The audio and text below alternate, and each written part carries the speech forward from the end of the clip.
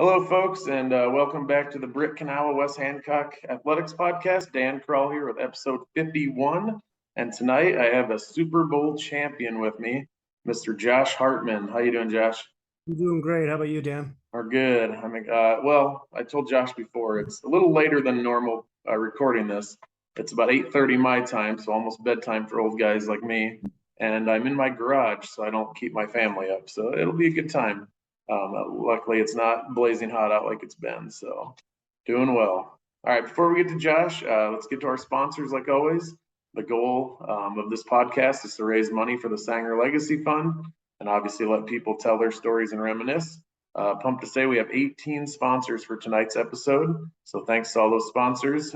We have the Britt Car Truck Bike and Tractor Night Cruise, Ewing Funeral Home and Monument Company, Daniels Auto Collision, Nick Schmidt, Sidetrack Lanes, Levi Don Trucking, Miller and Sons Golf Cars, The Original Saw, Jay Hiscox of State Farm Insurance, Eric Kroll of Ag Performance in Buffalo Center, Kelly Real Estate, White Barn Picket Fence, In His Image Photography, Window World, Katie's Salon and Tanning, the Hartman family, McNeese Tire, and the Dave Fink Memorial Fund.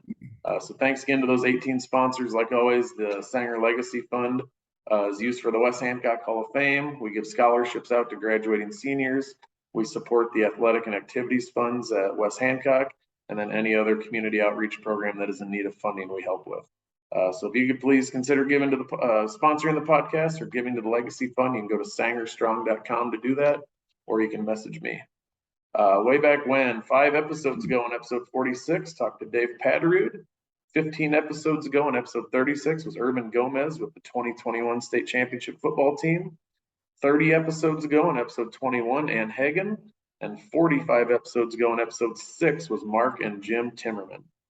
So go ahead and check those episodes out that I'll have linked to the posts on my social media tonight. I'm going to get to some sponsors, and then we're going to talk some Kanawha and Britt, and then we're going to get to some Denver Broncos action. All right, Kelly Real Estate has been in business for 63 years, starting with Paul Kelly. Paul handed the business off to Steve and Deanna in 2017. They've been involved with the business for over 20 years overall and really enjoy real estate. It's a great way to get to know people and get involved with the community. Kelly Real Estate added Rachel Swanson and Nora Clark to their team in the last couple of years. So if you're looking for just the right starter home, the perfect forever home, or a unique fixer-upper, or even transitioning into your retirement home, call Kelly Real Estate at 843-4102. Then we have Miller and Sons Golf Cars, family-owned operation with over 50 years of business experience. Skip and Jim Miller worked together with their dad Monty until his passing in 1996. Associated with EasyGo, Miller and Sons now calls on over 1,000 golf cars in 3 states. Companies and courses are always extremely happy with their products, service, and honesty. This has resulted in double-digit growth each passing year. Located in Britt, Miller and Sons employs 18 full-time employees and 3 part-timers. The next generation is being trained as we speak to ensure long-term stability. For more information, contact them at 843-4132. Email them at customerservice@millergolfcars.com or visit them online at millergolfcars.com. Next, we have the Original Saw Company. They're the leader in American-made radial arm saws, crosscut power saws, and beam saws. They also offer accessories such as extension tables, measuring and clamping systems, dust shrouds, and miter saw stands. Original Saw's product line includes items for both the hobby woodworker and complex automated industrial settings. Sister company, Williams and Hussey Machine and Tool, manufactures and sells molders and accessories for making custom and stock moldings and trim. Original Saw provides through Jones Machinery a preventative maintenance and repair service of wood and metalworking machinery throughout the Midwest. Want to know more about the Original Saw Company? Check them out at originalsaw.com. Then we have Michael and Breanne Ewing. Mike is a 1998 West Hancock graduate. His family's been privileged to care for the communities of Britt and Kanawha since 1977. And they also have locations in Clarion, Belmont, and Dow's. You can find them online at ewingfh.com or on Facebook. Give them a call at 843-3839 or 762-3211. That's Ewing Funeral Home and Monument Company. Then we have Katie's Salon and Tanning, and located in Main Street in Titonka. She's been there for about 17 years now, and she offers services of men's, women's, and children's haircuts. Colors, perms, waxing, styles, and tanning, plus many brands of retail are available. Find Katie's Salon on Facebook or Instagram, or call her at 515-928-2303 for appointments. All right, here we go. Let's talk some Britt. Let's talk some Kanawha, and then we'll get to some of that NFL stuff. Let's just start up with, like I like to do, your upbringing, talk about growing up in the West Hancock communities. So I grew up about a mile east of Kanawha on a little farm. My parents, Dale and Kelly, raised me and my brothers, Adam, Nick, Ben. We're all 2 years apart, going through school. And basically just loved growing up in Kanawha, a small town community. I think at the time it was probably 600 people.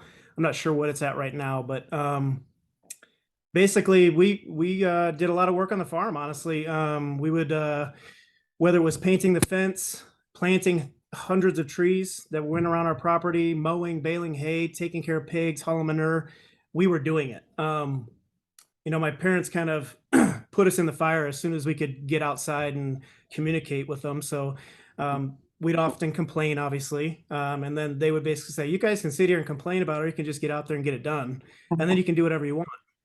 So basically that's how I kind of operated throughout my life, is just quit complaining, just get it done. And then you can have fun and do whatever you want. My two buddies growing up from Kanawha were Brent Thompson and Justin Peep Prignitz. We'd ride four-wheelers together, have sleepovers, go to the Twin Lakes, jump out of the top of the barns into semis, all the stuff that we're not supposed to do, catch toads, build forts, go to the Kanawha pool. It was awesome. I loved growing up in Kanawha. No complaints whatsoever. Small town community. The Britt Kanawha area was top notch. Yep. You guys moved to Britt, though. Your parents moved to Britt eventually, right? You remember when that was? They moved to Britt, I want to say it was either 2002 or 2003. So it was after I graduated. I graduated in 01, and then they moved. It might have been Adam's senior year or right after Adam's senior. It might have been somewhere in that area. Okay. Because, Nick and I are classmates, and I do remember going over there. I just couldn't remember how long you guys had lived there or not. So, yeah. And Nick and I were good friends, and he lives in Buffalo Center now. So when I go home to see my folks, he's usually driving around on his golf cart with his kids and Emmy, and yeah, always. And I didn't put this in notes, but I am going to ask you in a little bit, who was the best Hartman football player? And I'll let you think about that one for a quick minute. But yeah. So I was saying before the podcast, we're going to talk some West Hancock football, of course, because that's kind of the staple of this podcast. But then we're going to really dig into some Denver Broncos stuff, because not too many kids from Kanawha, Iowa can say they were in the NFL for as long as you were. So we're going to spend some good time there. So let's talk about Coach Sanger and some West Hancock football quick, and then I'll let you answer that best Hartman question. So you played for Coach Sanger 97 to 2000. One of your classmates and teammates was Mark Sangers, and then now he's the head coach. Talk about your experiences playing for Coach Sanger, playing with Mark, playing with all those other guys. Coach Sanger was awesome. What a great man. I respect the heck out of him. He's, one of the most memorable moments for me wasn't even when he was coaching us. It was during PE one day in high school. We were out in the back playing soccer, and he was in the middle of field ref and everything. And I was back in more of a defensive position, and I got the ball, and I was going to send it to the other end and kick it to somebody to go down and score. Well, it went off the side of my foot, and it smacked Coach Sanger directly in the face. Ooh. His glasses went flying, and the whole place stopped. And I'm not kidding. There wasn't a sound. There was everybody just staring at Coach Sanger.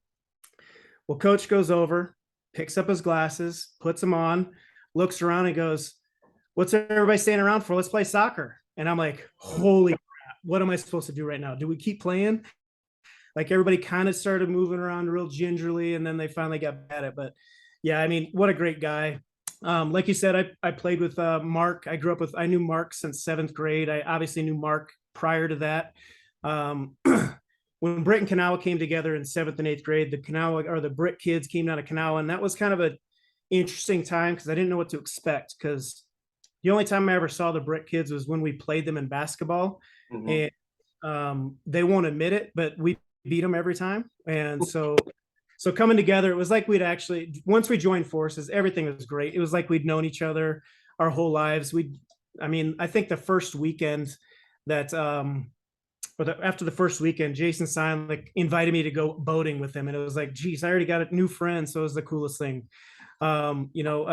We'd hang out all the time, play sports together, staying at each other's houses, going to high school football games together. Honestly, I still have a lot of those bonds to this day.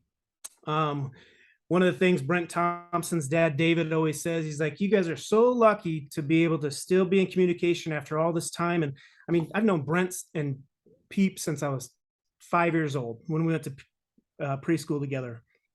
I've known Jason and Mark and all those guys for 25 years. So every time we get together, it's like we were still in high school. Like this last summer, Brent, Jason, Mark, myself, we all met up in Lake of the Ozarks with our families. So there was 23 of us staying in a house right on the water, just hanging out, just reminiscing and kind of getting our families together. And it was just an awesome experience. So that's something I don't think that will always be, or it's not in every community. I think it's a special thing for the West Hancock, Britt, Kanawha community that a lot of people stay in touch with those friends and families and still get together when they can after people move away. Yeah. I got to go back on your soccer story though. You said that you were playing like a defensive position. I remember soccer with Coach Sanger.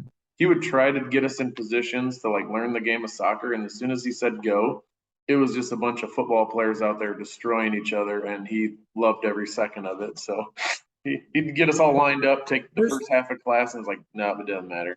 Just go. Yeah, it doesn't. It's just a swarm of people around and trying to get away from it. Yeah, it was awesome. Yeah, and I agree. Some of my favorite memories with him were the embarrassing things where he would catch you doing something stupid, and you'd feel like an idiot because he would just give you that look and walk away, and you're like, "Oh, I'm a dummy." But then after the fact, it's 20 years later, you can laugh at it. But yeah, and he'd catch you in it, and then shortly later you kind of avoid eye contact for the longest time, and then you'd make eye contact, and he'd kind of give you a little smirk, like, "Yeah, I saw that," but yeah, it was awesome. Yeah, Coach Perkins was the same way. He more or less just enjoyed it, but yeah, those two together would be fun like that. Yeah. He was such a character. I had him for I don't remember if it was social studies or whatever, but I remember he came in. It might have been my freshman year, but I can't remember for sure. He came in, shuts the lights off in the classroom, shuts the door, and he goes, "We're having a pop quiz today." And he had his laser pointer, and he had all these different things lined up on the top of the room. And he goes, "Okay, what is blah, blah, blah?" He'd say something, and then he'd point the answer with his laser pointer, and everybody would be like, "What's he doing? He's giving us the answers." So we just sit there and write down everything that he said. And he goes, "How'd you guys do?" It was great. Perkins was such a character. And did you have him in school? Was he at the high school all 4 years you were there teaching, or? I don't think so. I think he was there and left, but I don't think I can't remember. I know I was there for 1 or maybe 2 years with him. Then Mr. Benning came, and he would have been your coach and mine. Exactly. For a while. So I couldn't remember how that worked. If he was at the middle school or he was out for a while, I can't remember. But yeah. So 1997 freshman year, you guys made it to the Dome. That was the year after we won state in '96. So you were an 8th grader the year they won state. Freshman year, sophomore year, did you play any varsity or was it strictly JV? Sophomore year, I got on the field the last game of the season when they dressed the sophomores at home.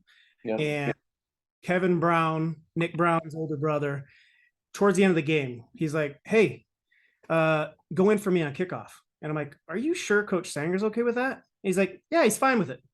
I'm pretty sure Coach Sanger had no clue, but I went out there and I just ran down there and kind of just tried not to get in trouble or do anything wrong. So that was the only option I saw my sophomore year. But my junior year, I played my junior year. I got actually started week 1 at defensive back for Travis Benton because he was out with a concussion and couldn't play. We played Crestwood, I think. Crestwood. Yeah. Yep. And we we lost a close game, but I remember just getting crushed that game. They would have a pulling guard come out and then basically like a 238 sweep on me every other play, it felt like at the time. And I would get blown up by this guard every time. And if it wasn't, I was only weighing like 130 pounds. So I was an easy target for him.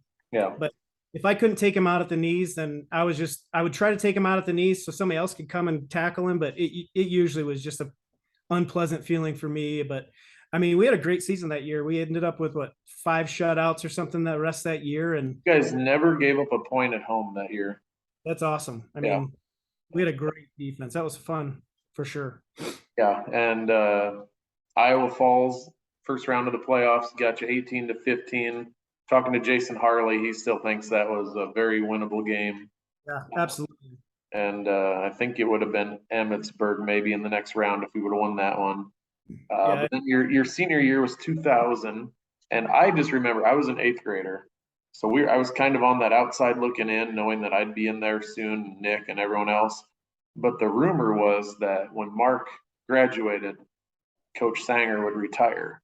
They're like, oh, he'll probably give it up when Mark's done, and we were kind of panicking that we'd never get a play for him. And obviously, we know that story didn't end that way. He went another 20 years. But yeah, you guys were 9-2, won a playoff game against Ballard of Huxley, which is funny to think about now because they're a big 3A school, and we're in the middle of Class A. It's amazing how the times have changed a little bit. But then Emmitsburg was pretty decent that year. 40-0 quarterfinals. Yeah. we everything but Emmitsburg was awesome that year. I mean, we ran into Emmitsburg. On the 4th game of the year, our homecoming, and I think before that we had shut out every opponent up to that point. And then we ran into Emmitsburg on homecoming. I think it was like a 17-14 game at halftime, and then they pulled away and they scored twice second half, and then went on to Eagle Grove. And there's a funny story about Eagle Grove. After we lost to Emmitsburg, we were in. I don't know if they still do it for playoffs. Is it the 13-point thing at all, to where you had to? If you win by 3 more? They've used it a few times back and forth, and I can't remember how that goes anymore. But yeah, you have to win by 13 to get points or something to tiebreakers. So after we lost to Emmitsburg, it was like, okay, we have to win every game by 13 just to make ourselves feel like we're comfortably in the playoffs. And we're at Eagle Grove the next week, and we're in the huddle, and Mark Sanger is like, come on, guys, we have got to step it up. We're only up by 13. And I mean, everybody kind of is like, wait, what? We look up at the scoreboard, and Ryan Johnson, he's got a little smart tone, and he's like, Mark, we're up by 23. What are you talking about? And he was so mad at us, but at the same time, I think he was more relieved because we had a 23-point lead instead of a 13-point lead. So that was a good one. Battle Creek Ida Grove. That was a different trip. It was on Friday the 13th. We left school way early that day because of such a long drive, and we thought it was all cool because we had a charter bus to get us there. Yeah. I had a weird gut feeling going into that game, and I ended up spraining my ankle in the second quarter on a weird tackle on a punt return, and then basically froze the rest of the game because it was raining and cold. But on the way home, I sat next to Sanger, and he had to keep my foot on his lap the whole time because I was told to keep it elevated. So he sat there and held my foot the whole time. So I'll never let him forget about that. And then the weird thing, I think that kind of got me into the athletic training field was basically I went on Saturday to get an x-ray. X-rays were negative. Basically told me to stay on crutches until they let me know anything different.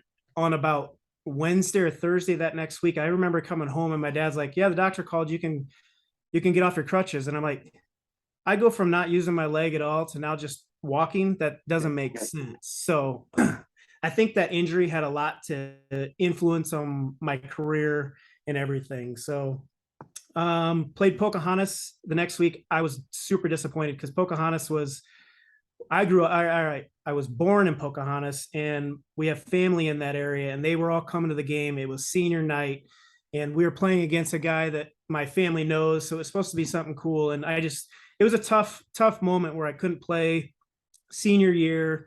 The one cool thing about that though was my younger brother Adam was actually playing up in my spot. So I got to coach him from the sidelines. I got to coach him up. It was a cool experience looking back on it now. At the time, I didn't think it was that awesome, but looking back on it, coaching your younger brother, it was a cool experience. So we ended up winning that game by 1 point. And honestly, leaving that field that day, I didn't think we were going to be able to play back on that field. So I was like, I've already played my last game here.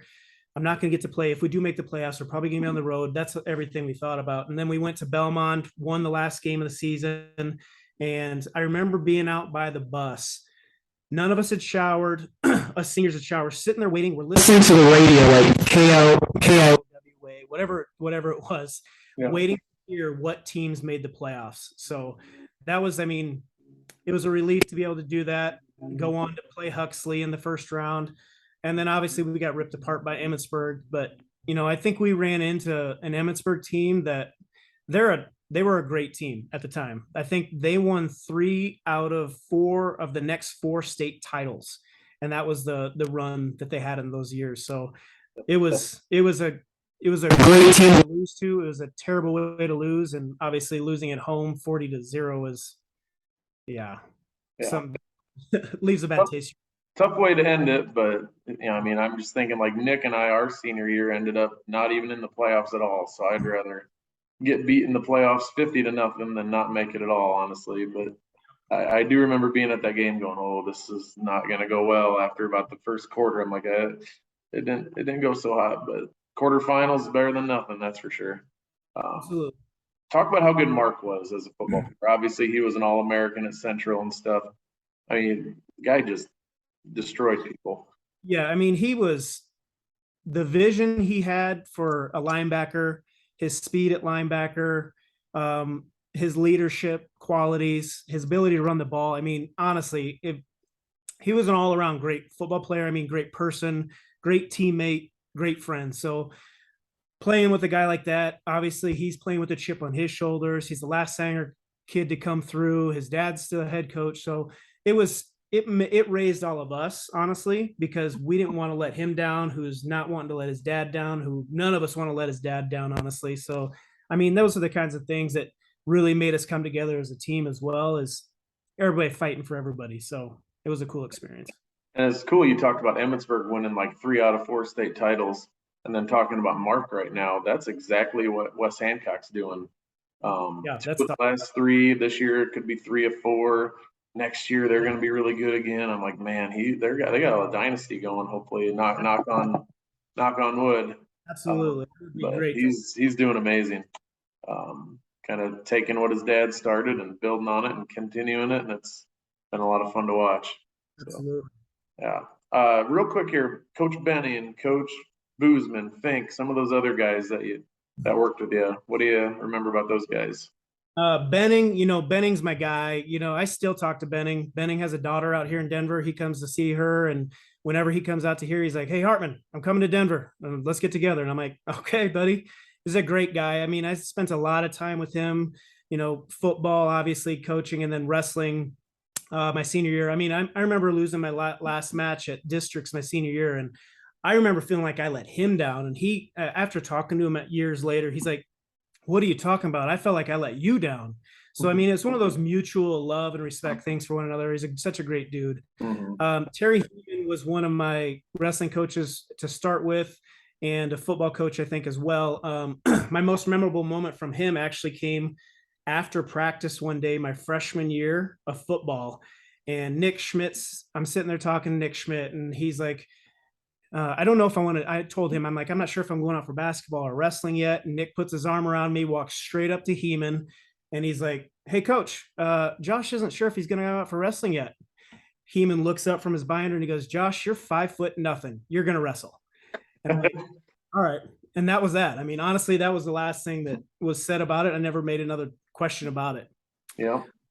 Coach Boozman, after he did the podcast with you about a year ago, he actually reached out to me, Sanger, Steinlich, Muff, and Chris Halick over Facebook.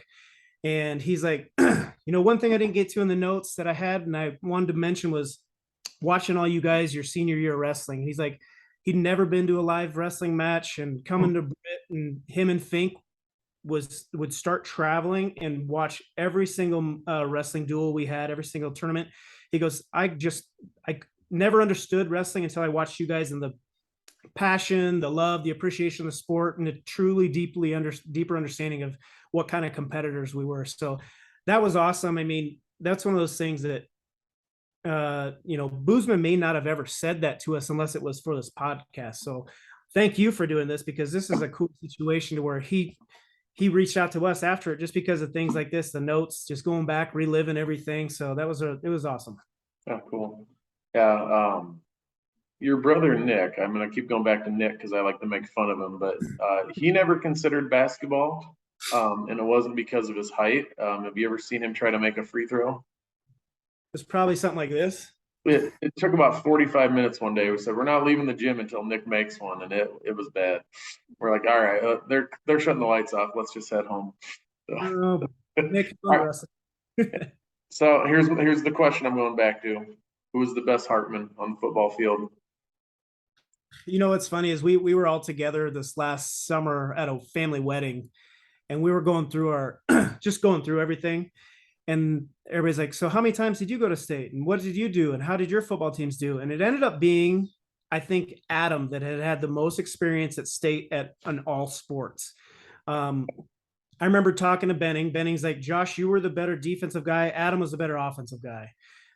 Nick was the fullback, the Haas. So, I mean, he was running all the time. And then Ben was very similar to me. He was one of the other running backs and a defensive back. So that's a tough call based on numbers and everything. It sounds like Adam was probably the best one of all of us, based on how his team did, I would say. Yeah.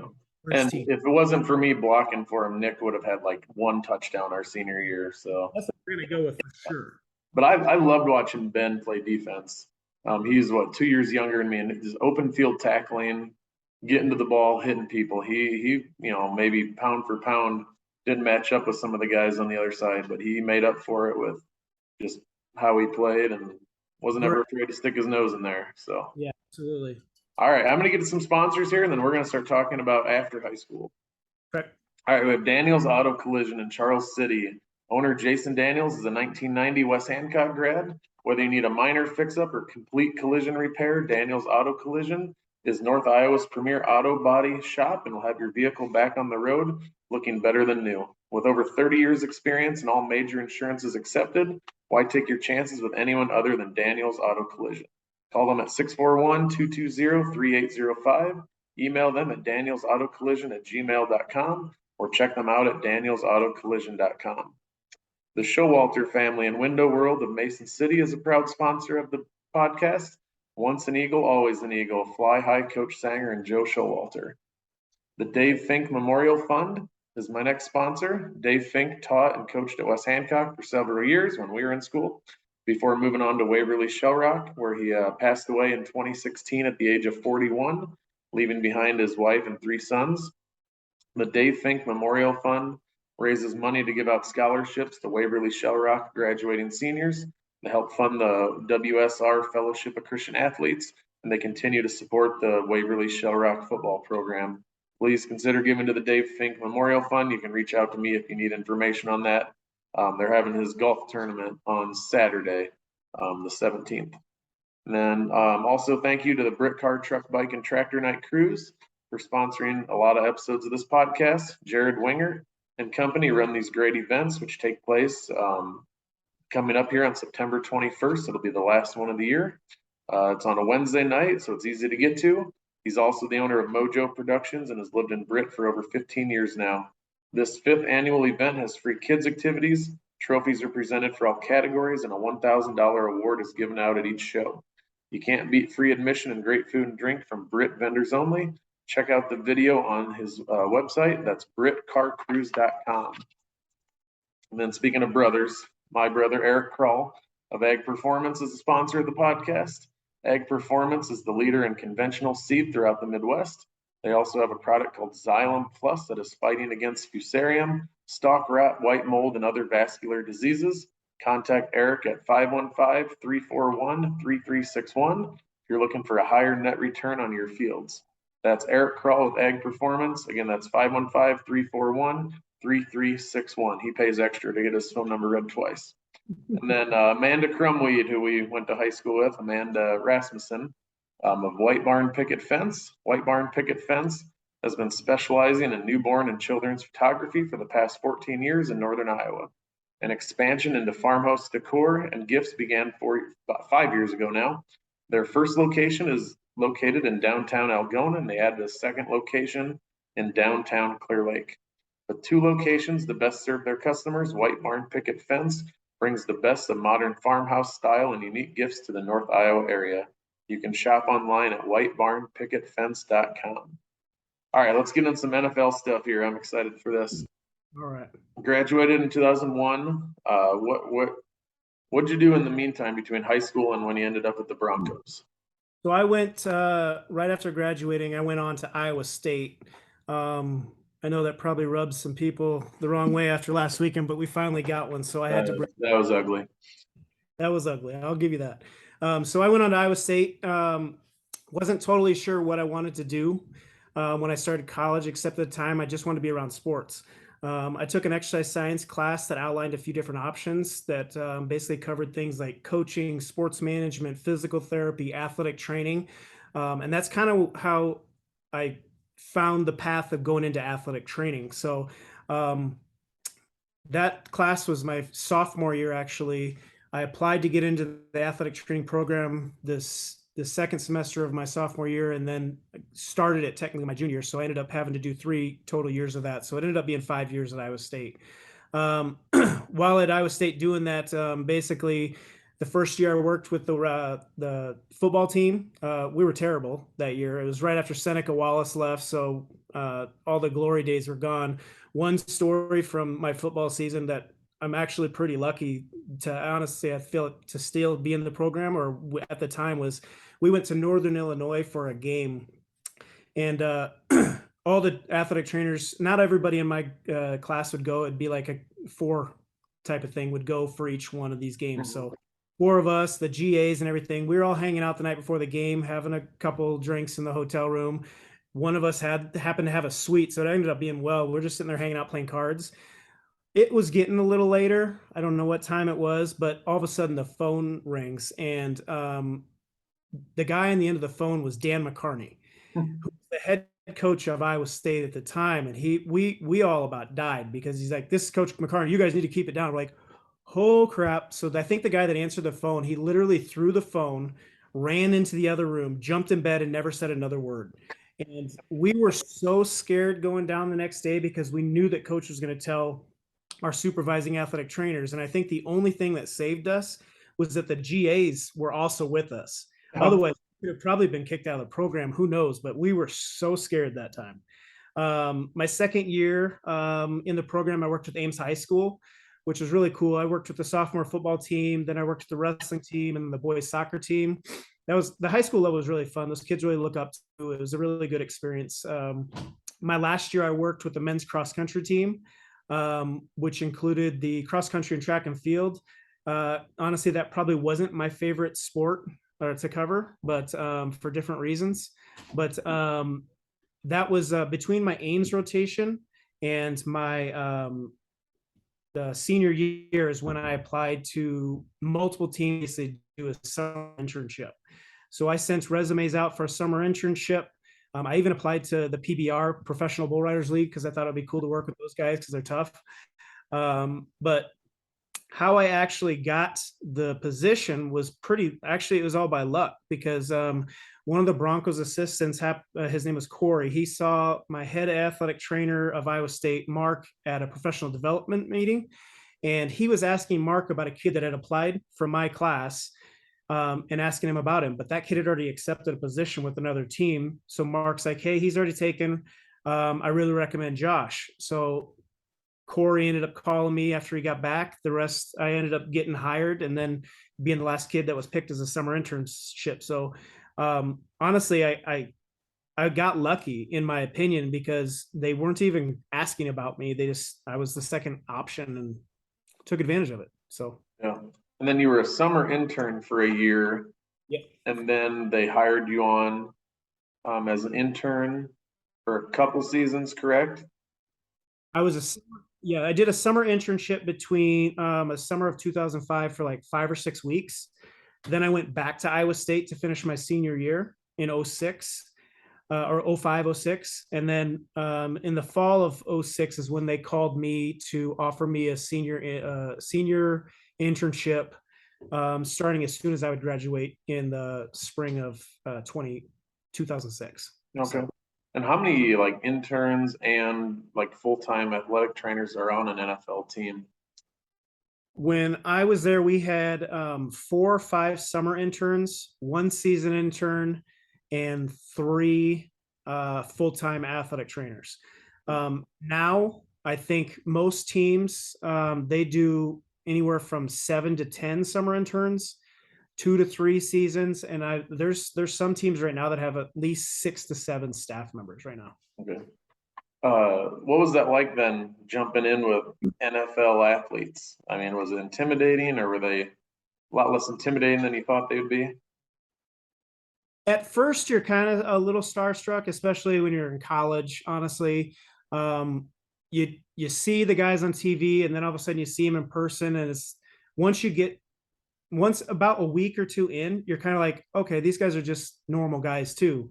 They're all fighting for jobs, and they're super. Most of them, I'd say about 90% of them are great people.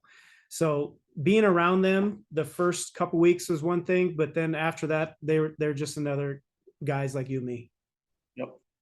And going from season intern to full-time, how'd that transition go? Did you get like your job interview was kind of your work that you had done as an intern, or did you have to do the full process and interview and go through all that stuff? In a way, I was in a job interview for 2 years, honestly. So my first year, I did a season internship. They asked me to during the season. They're like, "Hey, can you stay for another year?" And I'm like, "Yeah, I'll stay for another year." And during that time, when they asked me to come for another year, the head athletic trainer, his name's Greek. He's not there anymore. He just retired after 45 years. But he said, if you had a master's degree, I'd hire you right now. So starting in January 2007, after my first season as a season internship, I started working on an MBA through Aspen University, an online degree. And basically from 2007, January 2007 to May of 2008, I was working on this degree. And once I got that degree, they hired me full time in June of 2008. So I didn't really go through an interview process other than being with them for the last 2 years. Yeah, So just showing them what you can do. Yeah. So during your time with the Broncos, looking through the notes here, you guys made the playoffs fairly regularly, like going against the Patriots in Foxborough. What was that like playing Tom Brady and company and Bill Belichick, just being on the field, on the opposing sidelines? Tom Brady's I mean, he's one of those guys that he's still a kind of a little starstruck kind of guy because he was a 6th-round draft pick. He was a backup quarterback who got his chance, and he just took advantage of that chance. So as much as I hated the Patriots and hated playing Tom Brady and Belichick, you got to respect them, Yeah. what they've done. Playing against the Patriots, we always thought, everybody always thought they're cheating, right? Spygate and Deflategate and all that stuff. And when we would go to the visiting training locker room or visiting locker room, we'd go set up the night before the game. And when we go in, the cubby hole or the cubbies above the lockers would all be zip tied shut. Well, we always assumed that we were bugged in there. So we'd go through, snip every one of those zip ties, open them up, look for bugs. We had our security guys going through, listening, using like high technology stuff, looking for bugs. I mean, there was one time that I climbed above I got up on the lockers, lifted the ceiling tiles, and was looking around in there because I'm like, these guys have beat us so many times here. This isn't right. There's got to be something going on. So it was probably nothing, honestly. But it was one of those things where it's like, we're going to try to make sure that there's nothing that they could do to honestly take it away from us. So What would the purpose of the zip ties be then? Just to make you paranoid? yeah, I'm assuming. I have no idea. I don't know if it was they didn't want like every team has clubbies, and those clubbies take care of visiting team locker rooms. So I don't know if they didn't want to have to go through them and clean out. I don't know if they have them zip tied shut, and that's like, okay, something's going on here. We're gonna go ahead and just unzip tie these all. We're gonna make somebody waste some of their time not doing something important, Exactly. crazy. Did you like ever have conversations with guys like Brady or Belichick or opposing players, or did you guys keep to yourselves pretty much? Opposing players, if they left our team or I knew them from Iowa State by chance, or if one of the guys like Casey Wigman, he played for University of Iowa. He grew up with Benning, played at Appleton Parkersburg, all that stuff, and then he went on to play at Kansas City. So every time, I didn't know Casey, but every time after a game that we'd play Kansas City, I'd go up to Casey and talk about Benning type of thing. And then Casey ended up signing with the Broncos for a couple of years. So he'd always be, in communication with me, obviously there every day, always come to me to get his ankles taped, always ask me for stuff. I mean, we bet on Iowa State all the time. I'd never, ever win. So I think I lost a few six packs to him for that. So You couldn't match his salary though, so you just went with beer. yeah, it was easier to do beer, but then he'd be like, let's do a six pack. And of course he'd always tell me the most expensive six pack. And I'm like, come on, dude. Where's the Bush Light? Come on. Yeah, exactly. That's what I was going to get him. We're from Iowa, remember? Yeah, that's the drink of Britt right there. Yeah. Let's fast forward to the Super Bowl against the Seahawks. I know the game didn't go well, obviously, but just what was that like? One winning the AFC and then having that 2-week stretch leading up to the Super Bowl. I'm sure the hype and everything was just nuts.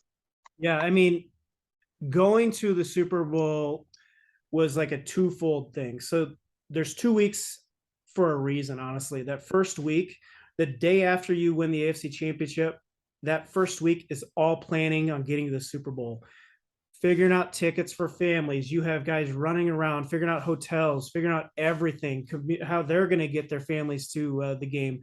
So the first few days, I mean, they'd have meetings, but we didn't really practice. They might do a walkthrough, but it was just all the logistics behind the Super Bowl. Losing the Super Bowl, obviously 43-8 was terrible.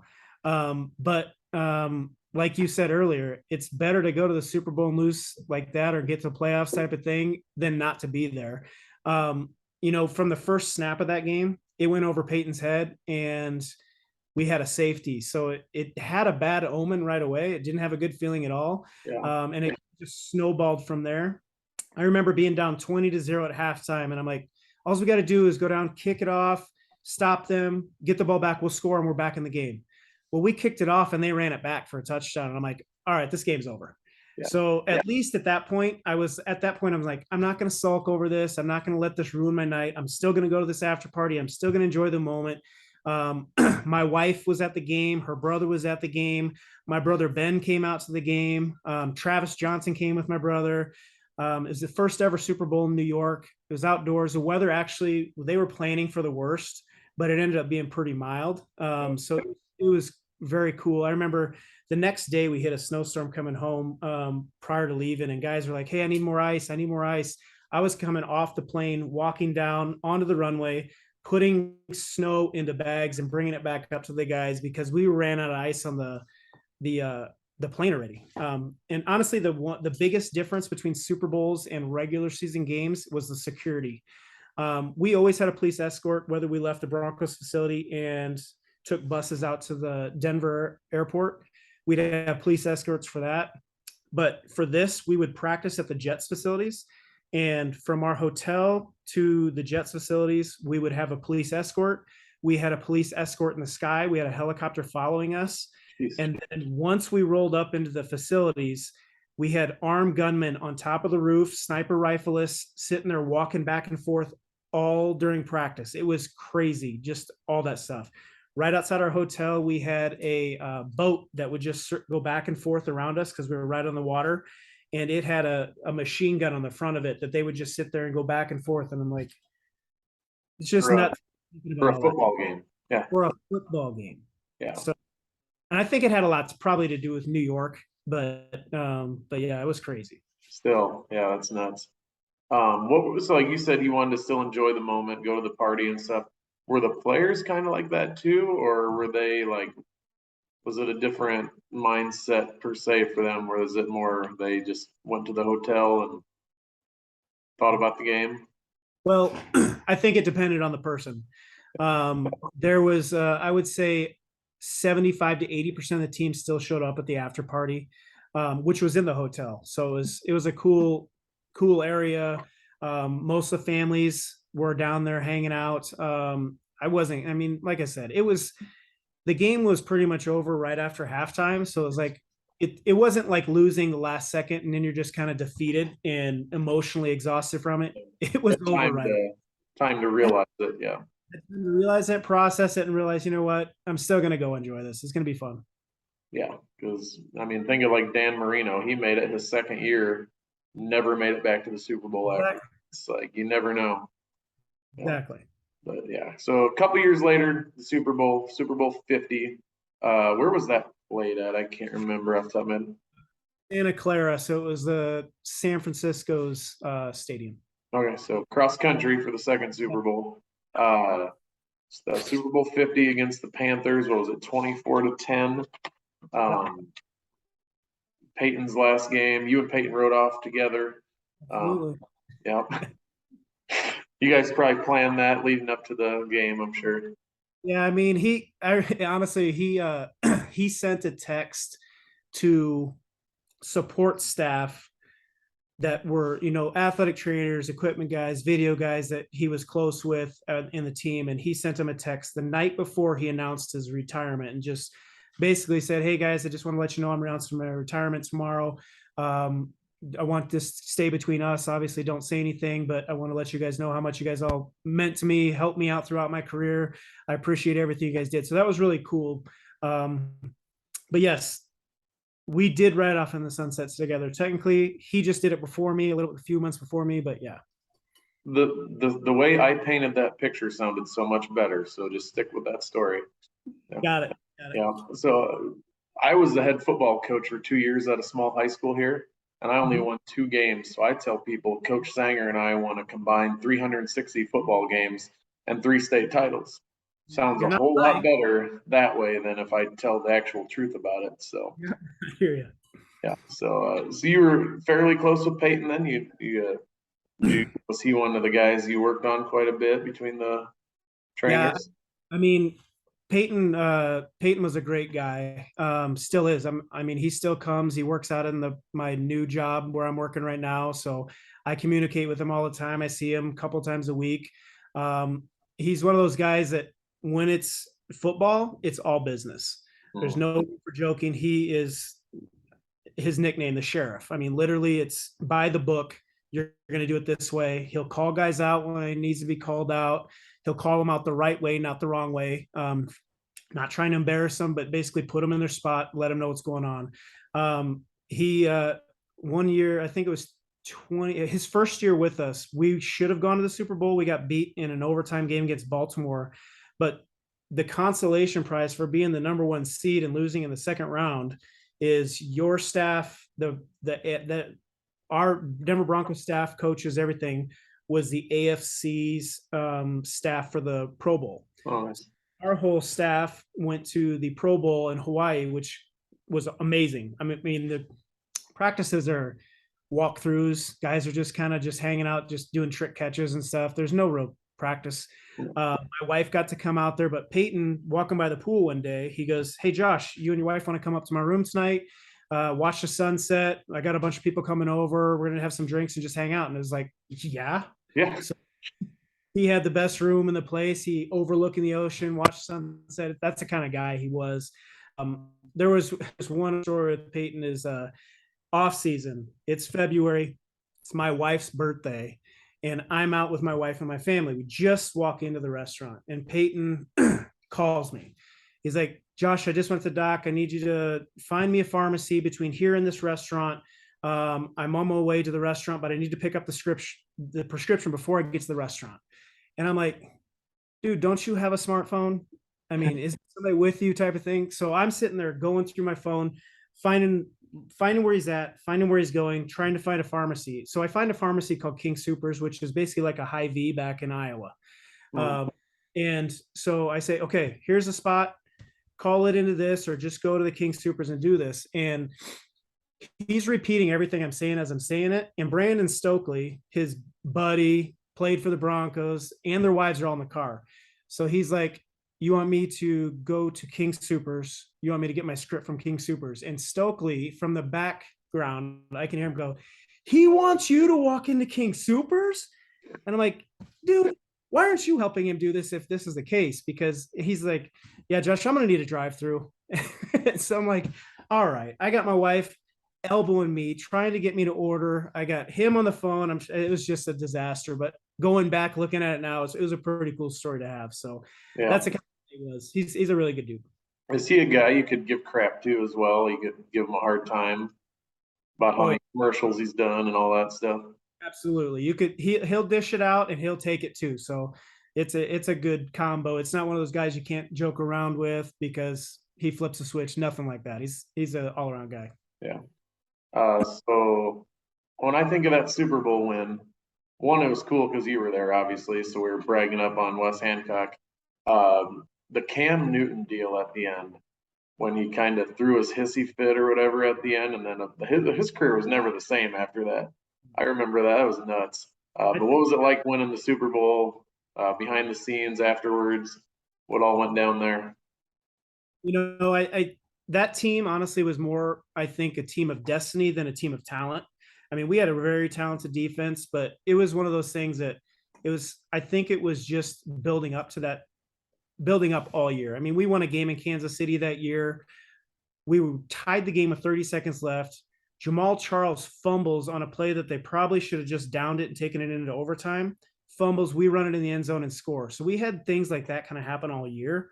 It's one of those teams of destiny. I firmly believe, not to get completely off subject, but the 2019 West Hancock team was very similar.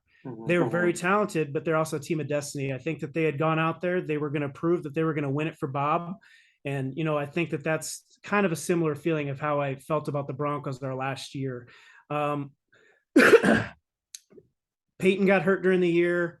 He's out for half the year. Brock Osweiler's starting. Peyton has to come in the last game of the season because Brock wasn't playing great. Peyton wins the game. Then we go into the playoffs. So it's one of those things. We had a great defense. Vaughn was unreal in the Super Bowl. And then, you know, I remember towards the end of the game, they had just turned it over. We were going in for a score to basically put us up by 2 scores and ice it. And you could feel the buzz on the sidelines. Like, holy cow, we're going to win the Super Bowl. That's what I mean. Everybody. I had Greek, the head athletic trainer, bumping me on the side. He goes, "You feel that? You feel that?" And I'm like almost shaking. My eyes are welling up. It's like just the energy, everything we felt. It was amazing. Then the confetti starts falling. You look up in the crowd, go over to the sidelines. My wife comes down. My dad come down. You give them hugs. Those, I mean, there's no words that can describe that. So, where's the ring? Sitting beside me. Can't see it. Well, I mean, I got stuff like this where this is the confetti that came down. This little cool Super Bowl. But so here's what I'll say about the Super Bowl ring. I want you guys to see the difference between a Super Bowl ring and an AFC Championship ring, which we got after losing a Super Bowl. So here's an AFC Championship ring. Yeah. And it's probably the size of a little bit bigger of a class ring type of thing. And then you get a Super Bowl ring. Oh, geez. So yeah, it's cool. It gets to say, I don't know if you can read any of that. It says your name. Hartman, ATC. Yep. In the inside, you can see, I don't know if you can see that at all. They put the scores of the games for the playoffs in there. Yeah, kind of. It's a cool experience. It's something that I'll never forget. I'll cherish forever. You know, this ring is honestly one of those things that I rarely ever wear. I'll wear it on Super Bowl Sunday. I'll get it out if somebody that I know comes over that hasn't seen it. I showed my kids' flag football team it last year before we played football. Listen to me, kids. I know what I'm talking about. Yeah. But no, That's, I mean, it's cool it's a great thing to have. It's so expensive, but it's super cool. Yeah, I was gonna ask two random questions. Did you have to like insure it? And if you ever had to sell it, do you know what you would get for it or how much it cost the team to have it made for you? So it is insured currently.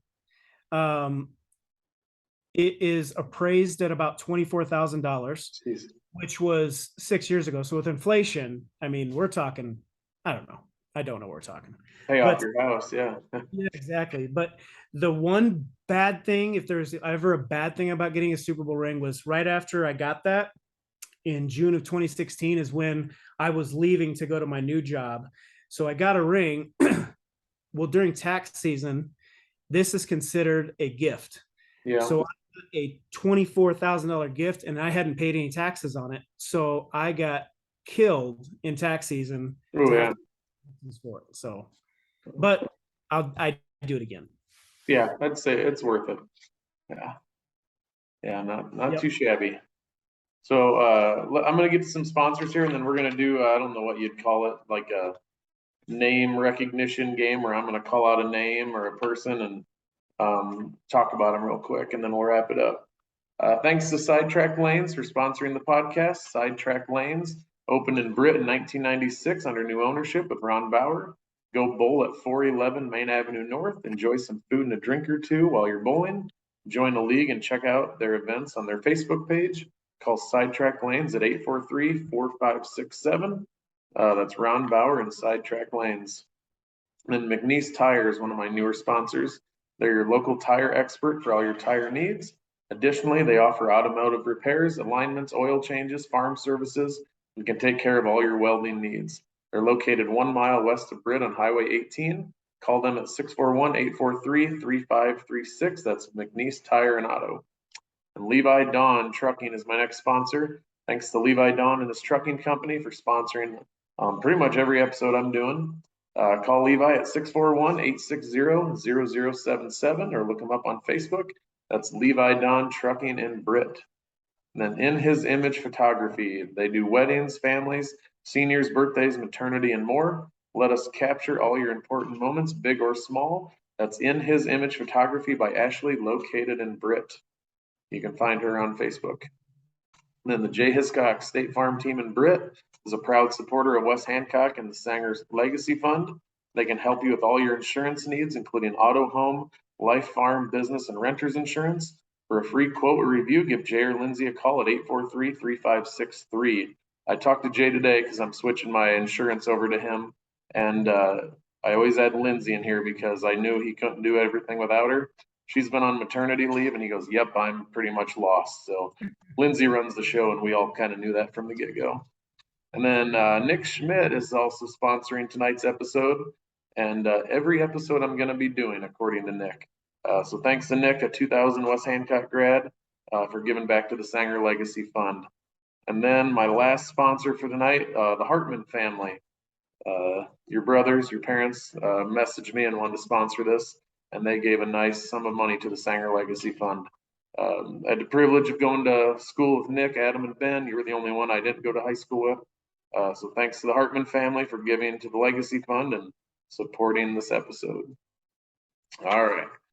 For the sake of time, I'm going to skip ahead here. There was a cool article in the paper several years ago in the Mason paper. If you want to look it up, just search Josh Hartman, Denver Broncos, and it's pretty cool. Some quotes from you and your family about the Super Bowl and your time with the Denver Broncos and at Iowa State. So pretty neat.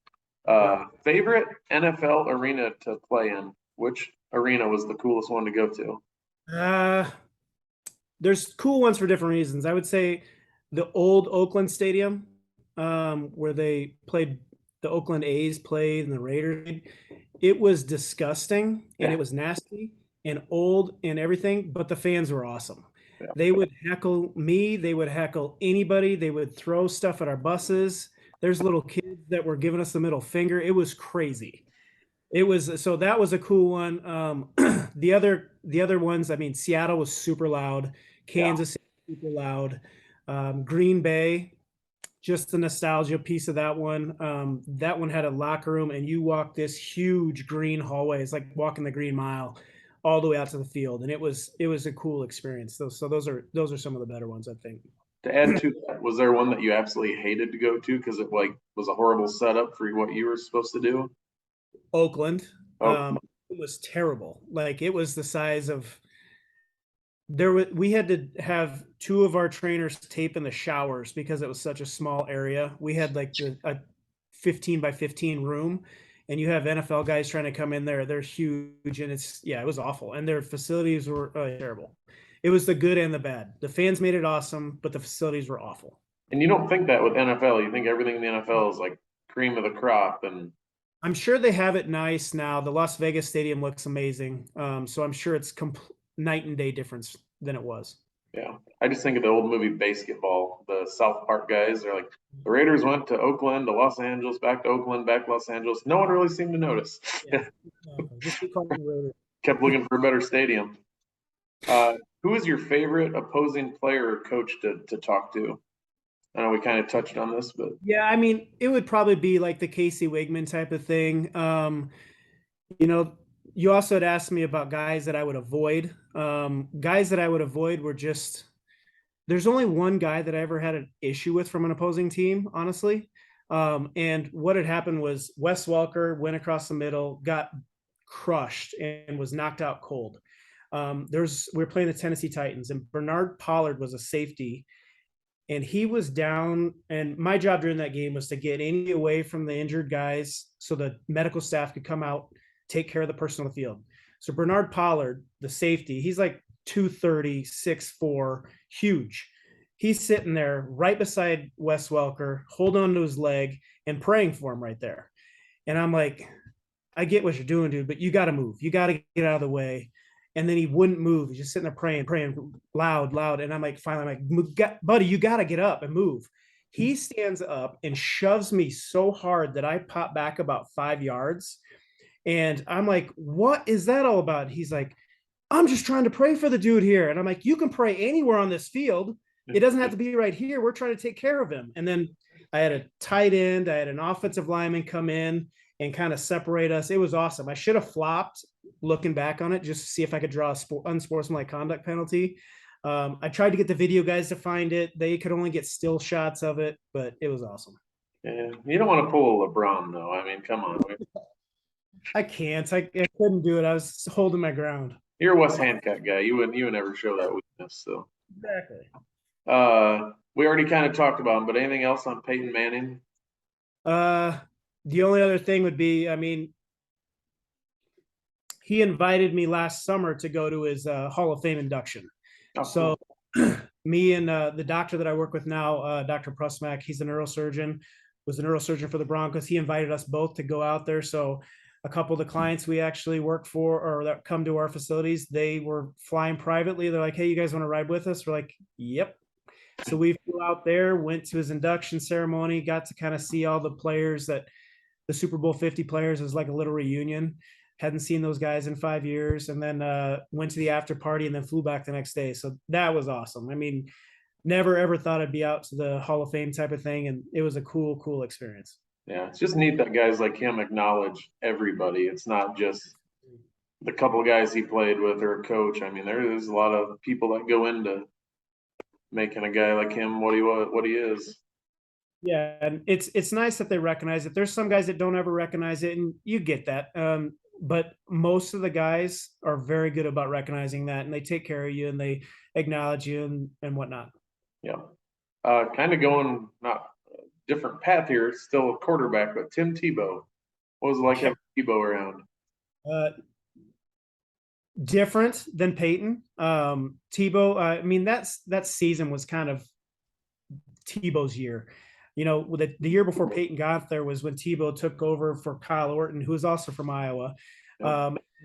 Every game was a miracle if we'd win the game. It was literally wait till the last 5 minutes of the game. Okay, what's going to happen now?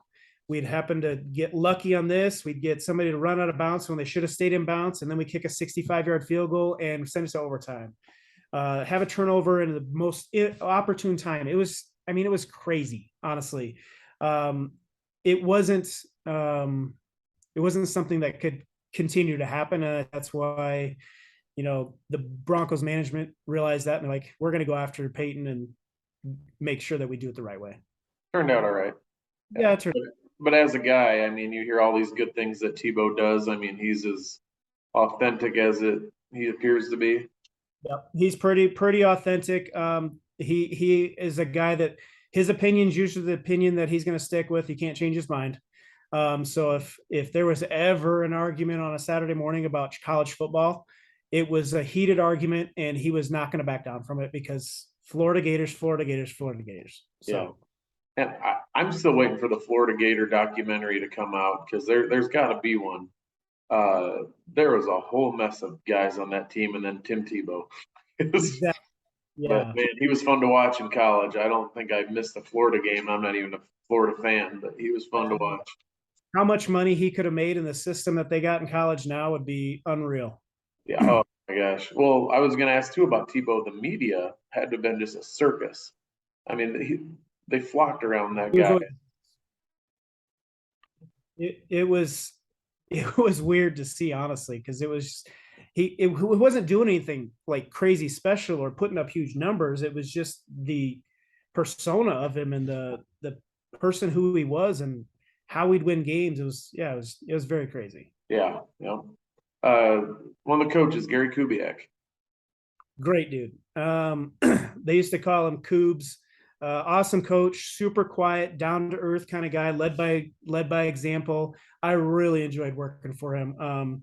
He was, kind of a guy that would work himself to death, and that's kind of the reason he got out of football, got back in, and then kind of ultimately left football again, because he was all in all the time, and he's just one of those guys you can't shut it off sometimes. And so you always hear about the coaches, the John Grudens of the world that work 21-hour days. Is that really what those NFL coaches are doing? A lot of the old school guys are. I would say it's changing. It was basically they would stay till 10 o'clock, 11 o'clock every single night. Some of them would sleep there, come home from a game. They would go straight to their office and start looking at film. They wouldn't go home. So I think that's more the old school mentality, with more and more of the science coming out behind how much sleep helps your body and how much you're putting yourself at risk for everything else by not sleeping, not taking care of yourself. I think guys are starting to take a step back. So, and the mental health aspect too. Yeah. Yep. Talk a little Belichick, but between him and Josh McDaniels was the head coach for Denver for a little bit. What was that like? It wasn't awesome. Josh, I think with a lot of the Belichick guys, they all go on and try to be Belichick, but none of them are. And you just got to be yourself. He's getting a second run right now. During McDaniel's years, or year and a half, because he got fired halfway through the year, we actually went to London for a game, and that was when we had a Spygate issue, apparently, that he ended up getting fired for ultimately. But one thing from the McDaniel's year was the guy that did the Spygate was actually a really good guy. I had him take our VHS highlight tape from West Hancock football and put it onto a DVD, because I'm like, who's got the football tape? Sanger's like, I got it. I'll send it out to you and we'll get it on DVD so we can all have one. Well, he's like, what number are you? And I'm like, number 30. And he's like, okay, cool. About 2 weeks later, I'm in the training room on a Saturday morning. They have a team meeting. Usually what they do is they put up an old picture of a coach or an old player, and they basically make fun of him. Well, they come into the training room Saturday morning and they're like, Josh, hey, we need you in the team meeting. I'm like, this is really weird. They never have me come to the team meeting room. So I get in there, I sit down, and then Coach McDaniel's like, hey, we got a special one for you guys. I want you guys all pay attention. Lights go out on the big screen. It says, all of a sudden the music, Every Day I'm Hustling, comes on, and it's my picture, Josh Hartman, number 30, running back, DB, kickoff return, punt return. And it's just highlights of me in front of the whole team and coaching staff. And I about threw up, honestly. The guys were hooting and hollering. They were jumping up and down. They enjoyed the heck out of it. And honestly, after that, a lot of the guys came up and was like, Josh, I never knew you played football. That's super cool. Like they had a couple of them were like, I have so much more respect for you now. So it was kind of a cool deal. And then they're like, did you guys ever pass the ball? Like we saw runs only. They never saw a pass. They saw me have one interception on a pass, but other than that, there was no other passes. No, and if they would have watched a whole game, they probably wouldn't have seen much. Yeah. That's real football, fellas. All this NFL passing stuff. Come on. Yeah. 4 yards in a cloud of dust. Exactly the way we like it. Except now with the athletes we have, man, it's like 8 yards in a cloud of dust. Those guys can put up some offense. John Elway. Yep. So John was the GM when I was there, or he became the GM when I was there. He was a really great guy to me, great guy around the community. Honestly, I know, like, even my wife, she's like, I've heard that John's a real jerk and all this, but the people that honestly say that are also the same people that go up to him while he's at dinner with his wife at a restaurant and just trying to have a dinner. So obviously he's probably going to come across a little different in those situations. And it's all about perspective, you know. Would you want to be out there and be bombarded when you're trying to just have a dinner type of thing? So I think he gets a bad rap. I think a lot of these guys, they don't get to do what they want to do like they would if they were not famous. So Peyton Manning, he probably goes and has to get a private room if he wants to go to a dinner, and just so he can have it and do those type of things. So it's a different way to look at things. Yes, that's part of being a professional athlete, but it's also, you just want to be a person sometimes and not have to be that professional athlete. I get it. Since I started this podcast, I can't go anywhere. You know, it's tough. So definitely. Chewing away with sticks. I get it. Yeah. It's the cross we have to bear. So, you know, it is what it is. Von Miller, you already touched on him just a little bit in the story, but what was Von like? Dude, he's an awesome guy. Jokester. He's like a little kid all the time. He's joking around. He's not one, like, when the playoffs hit, he was super focused. During a game, he's super focused, but gets a sack, he's going to do a sack dance. He's going to have fun. He's one of those guys that takes care of the support staff. He's awesome dude.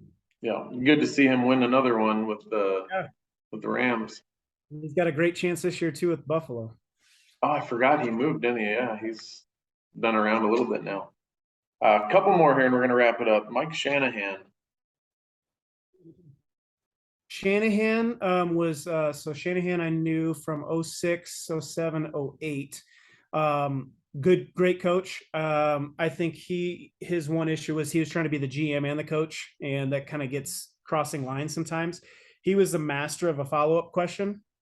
So if he would come into the training room and ask how a player is doing, it'd be like, okay, what's wrong with Tom? He tore his biceps tendon. Well, John Elway tore his biceps tendon. Okay. It was just like, yeah, but this is a different injury. Well, why is it different? Well, he was a master at that. He had honestly the cool thing that the end of training camp, he would do training camp theme parties at his house for all the people that made the team and all the support staff. So we'd go over to his house. He'd have a Las Vegas night set up. He'd have a Cuban theme where everybody's wearing all white clothes. We had a Western theme one time. We had a pirate theme. It was cool. It was a fun time. His house was like one of the biggest houses in Denver. So definitely could get lost in that one. Cool. And then one more here. I saved this one for last because I know you guys had a good relationship, but Demaryius Thomas. Yeah, one of the best humans I've probably met. You know, he came from one of these extremely humble beginnings. If you guys haven't seen his story, I mean, just go look his story up. And the rough childhood he grew up with. He didn't grow up with his mom. It was just a tough situation. So he was awesome dude. Before every game, he'd come up and he would go to each support staff before the game, give them a five and a hug. He would do that to me, take my hat off, rub my head for good luck, put my hat back on. That's the kind of guy he was. Every time we go to, a Christmas party or anything, he'd always come up. He'd always come say hi to my wife and say, hey, how are you doing, type of thing. So always looking after that. You know, when we won the Super Bowl or the first playoff game of Tebow, that was in the first pass play of overtime. And it was Demaryius.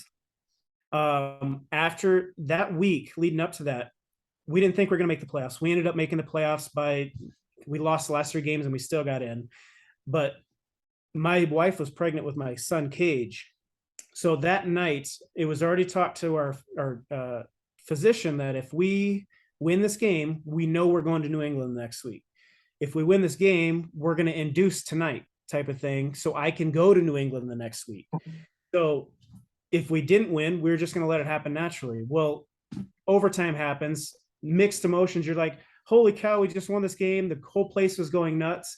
And then I'm like, oh my gosh, I'm going to the hospital tonight to have another kid. It was crazy to think about. And then that's kind of why my son Cage has always had a connection with Demarius, had his jersey, come to training camp. He'd, throw the football around. Demarius would always come up and say hi to my family, throw the football around with the kids, play with the kids. It was awesome. So great. I couldn't believe hearing the news of his passing. That was just shocking because, how old, 30, early 30s? I can't remember what he was, but early 30s. Yeah. I saw him, the last time I saw him was at Peyton's Hall of Fame. So I got to hang out with him. He sent my son a video saying, hi, miss you, buddy. Hope you're doing well, type of thing. And then, 3 months later is when we heard that he passed too. It was crazy. Yeah. It's crazy stuff. Well, we're going to wrap it up here. I had a lot of fun. It was neat. Not every day you get to talk to a guy from Kanawha who has all these cool NFL connections, and him and Peyton Manning got to ride off in the sunset together. So, thanks to my 18 sponsors for tonight's episode. As always, next up, in a week or so, I'm doing a watch along with the 1987 football team. We're going to watch the semifinal game against IKM. In which the losing coach, Tom Casey, said that was the most boring football he had ever experienced in his life. And Coach Sanger took that as a compliment. After that, John Charbonneaux and Rolly Zamago are going to do one with me, and we're going to talk a lot of hobo days. So that'll be a good time. And then Kerry Van Winkle was the head football coach in Kanawha before he went to Roland Story and won a couple state titles. And then playoff football podcast #1 with Jay and Kevin. And then another one coming up that following week after a couple playoff wins, hopefully by West Hancock. And then a big one I'm trying to highlight right now. I'm going to be having a podcast in December with 5 former and still actually current elementary teachers from Britt Elementary and rehash our old elementary days. And I'm hoping to get a lot of people to sponsor that episode. All right, Josh, any last minute things you want to throw out there? Any shout outs or things we forgot to talk about earlier? No, I mean, thanks for having me. I'm super grateful. I'm humbled to be asked to be on this podcast. Shout out to my classmates, teammates, coaches, family for all the support through the years and the whole community. I mean, I have a feeling a lot of West Hancock community, Britt and Kanawha, were cheering for the Broncos when I was with them, and they're not even truly fans. So that's a special feeling to have. I know after the Super Bowl win, I had a ton of messages from people around the community that I haven't even talked to in a long time or really communicated with, and they're reaching out, congratulating me. So it was awesome to get the love and support from everybody around home. Shout out to my wife and family for putting up with my schedule for all those years, and all those friends whose weddings I missed and all those things. So thank you, Dan, for having me. Thank you for doing this. I appreciate you doing this for the West Hancock community. You bet. And who gets married in the fall anyway? I mean, that's where mine went there. Andy Bird, Jason Steinlich. I mean, I missed every one of those guys' weddings, and I was supposed to be in them. So, yeah, I felt horrible. And actually, it was more training camp, honestly, because it was basically end of July is when I couldn't do anything. Yeah, you were already pretty busy at that point. So we'll give them a little bit of a pass. We're good. Yeah, I felt terrible. I had to tell all 3 of them no. Yeah. And I'm glad you mentioned that the Broncos watched your highlight film, because Mitch Muth messaged me today and said, if he doesn't bring it up, you bring it up, because that story has to be told. And so when you brought it up, I was like, I'm glad you did, because I kind of forgot. So, yeah. Yeah, Mitch mentioned it to me too. He sent me a message. He's like, you better tell this story. I can't wait for your podcast. Yeah. So there you go, Mitch. You got it. You got it, Mitch. All right. Well, thanks again, Josh. I appreciate it. And go Eagles. Go Eagles.